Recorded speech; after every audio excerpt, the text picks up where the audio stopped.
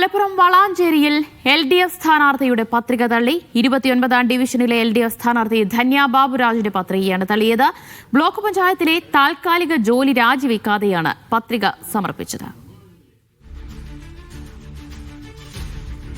യുനസ് അഹമ്മദ് വിവരങ്ങൾ നൽകും. യുനസ്, എന്താണ് LDF സ്ഥാനാർത്ഥി ധന്യയുടെ പത്രിക തള്ളാൻ കാരണമായത്? ദിവ്യ, LDFന് വലിയൊരു തിരിച്ചടിയാണ് വളാഞ്ചേരി നേരിട്ടത്. 29ാം ഡിവിഷനിലെ LDF സ്വതന്ത്ര സ്ഥാനാർത്ഥിയായ ധന്യ ബാബുരാജിന്റെ പത്രിക ഇപ്പോൾ തള്ളിയിരിക്കുകയാണ്. പ്രധാനമായി ഇതിൽ ചൂണ്ടിക്കാണിക്കുന്നത് ബ്ലോക്ക് പഞ്ചായത്തിലെ താൽക്കാലിക ജോലി രാജിവെക്കാതെയാണ് ധന്യ ഈ പത്രിക സമർപ്പിച്ചത് എന്നാണ് ഇപ്പോൾ കണ്ടെത്തിയത്. ഇതിന് പിന്നാലെയാണ് ഇപ്പോൾ പത്രിക തള്ളിയത്.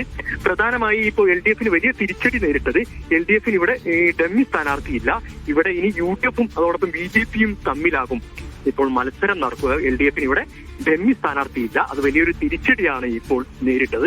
ഇതേതായാലും ഈ സൂക്ഷ്മ പരിശോധന നടക്കുന്ന സമയം തന്നെ ഇത് UDF പരാതി ഉയർത്തിയിരുന്നു. ഇപ്പോൾ പരിശോധനയിൽ ഇപ്പോൾ പത്രിക തള്ളുകയും ചെയ്തു. LDFന് വലിയൊരു തിരിച്ചടിയാണ് വളാഞ്ചേരി നേരിട്ടത്. ദിവ്യ.